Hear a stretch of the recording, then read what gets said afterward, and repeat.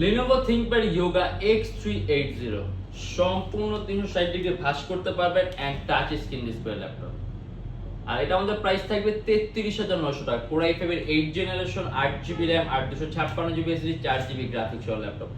And এর সাথে আপনার কোনো আপনি যদি স্টাইলাস পেন ইউজ করতে চান আপনার আলাদা কোনো পেন পারচেজ করা লাগবে না। ল্যাপটপের সাথে একটা আপনি বিল্ট ইন স্টাইলাস পেন পাবেন যেটাতে আপনি টাচ স্ক্রিনের সকল ধরনের কাজগুলো করতে পারবেন।